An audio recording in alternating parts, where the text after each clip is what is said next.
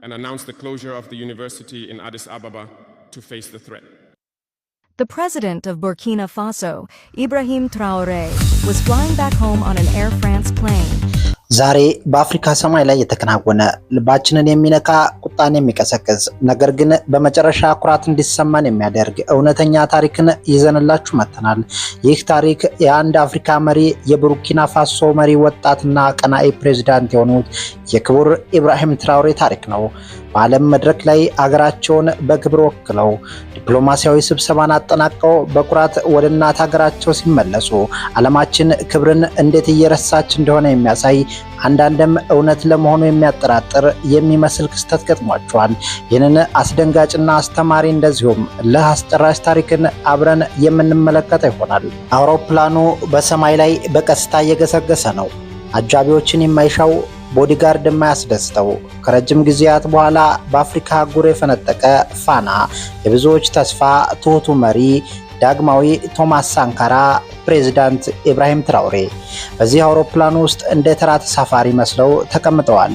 ተወዳጁ መሪ ከአፍሪካ ምድር በሺዎች ኪሎ ሜትር ርቀው በዲፕሎማሲያዊ ስብሰባ የሀገራቸውን ጥቅም አስከብረው በድካም ስሜት የቢዝነስ ክላስ ወንበራቸው ላይ ተቀምጠዋል። አጠገባቸው ሌሎች ተሳፋሪዎችም አሉ።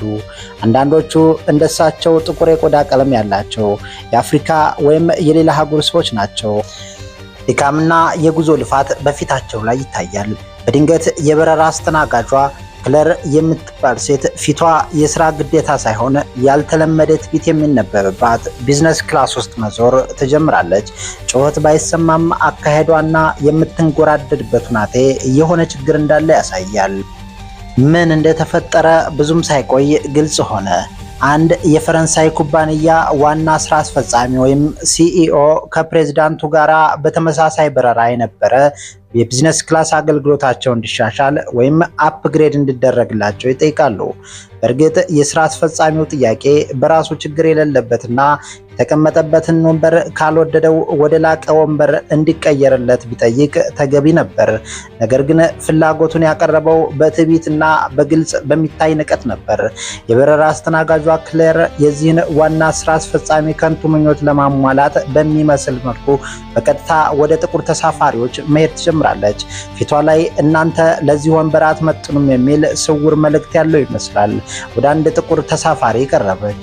የሆነ ነገር ተነጋገሩ። ተሳፋሪው ግራ በተጋባና በብስጭት ስሜት ሆኖ ወንበሩን ለቋል። ከዚያም ወደ ሌላኛው። በመጨረሻም ክለር ወደ ፕሬዝዳንት ኢብራሂም ትራኦሬ ወንበር ቀረበች። ፊቷ ላይ ምንም አይነት አክብሮት አይታይም።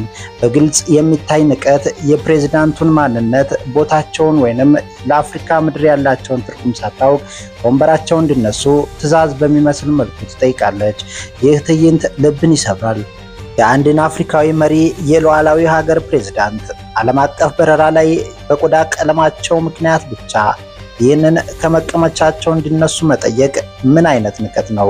ፕሬዝዳንት ትራኦሬ ግን በዚህ አስቀያሚ ሁኔታ ውስጥ እንኳን ሆነው የፕሬዝዳንትነት ግርማቸው ከፊታቸው ላይ አይጠፋም።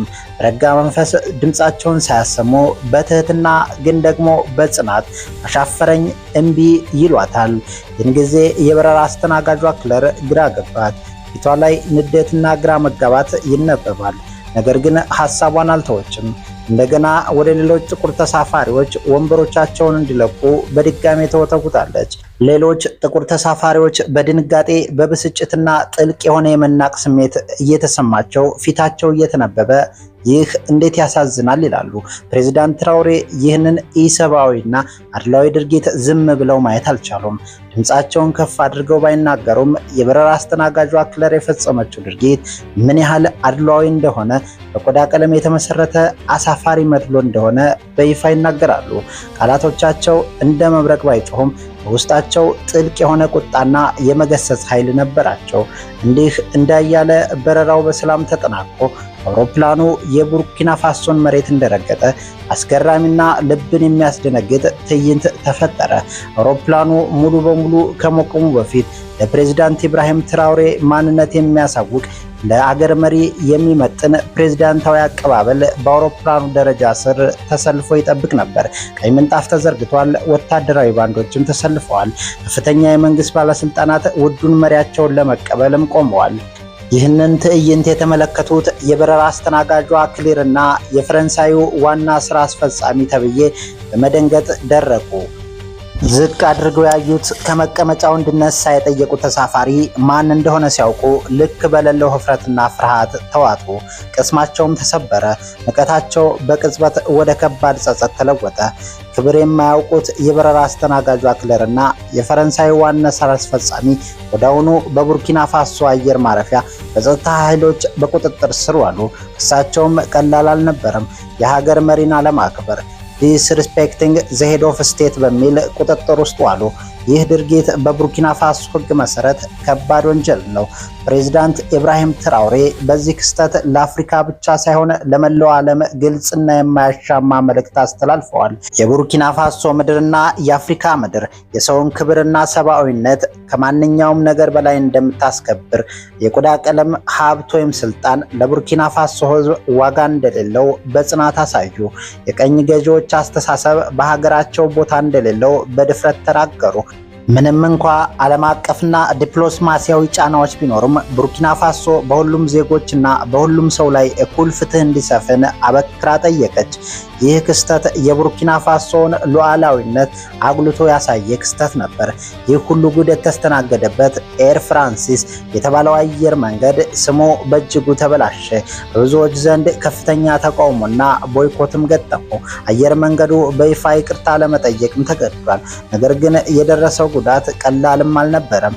የበረራ አስተናጋጇ ክለርና የፈረንሳዩ ዋና ስራ አስፈጻሚ የፈጸሙት አድሏዊ ድርጊት በቡርኪና ፋሶ ህግ መሰረት ተጠያቂ ሆነው ከባድ የህግ መዘዝም ገጥሟቸዋል።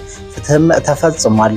ይህ ታሪክ የፕሬዝዳንት ኢብራሂም ትራውሬ ጥንካሬና የቡርኪና ፋሶ ሉዓላዊነት እንዲሁም የአፍሪካውያንን የማይደፈር ክብር የሚያሳይ ነው። ማንኛውም ሰው የቱንም ያህል ትልቅ ቦታ ቢኖረው የሰውን ክብር ዝቅ ማድረግ እንደሌለበት ይህ ክስተት በህያው ምስል ያስተምረናል። ክብር የሚመጣው ከሀብት ወይም ከስልጣን ሳይሆን ሰብአዊነትን ከልብ ከማክበር ነው። የፕሬዝዳንት ኢብራሂም ትራውሬ ድርጊት ለሁላችንም ትልቅ ትምህርት ሲሆን በተለይም ለአፍሪካውያን የማንቂያ ደወል ነው። ክስተቱ ስለ ሰብአዊነት ክብር፣ ስለ ሉዓላዊነት፣ ስለ ዘረኝነትና ስለ መድሎ ምንነት በጥልቅ እንድናስብ ያደርገናል።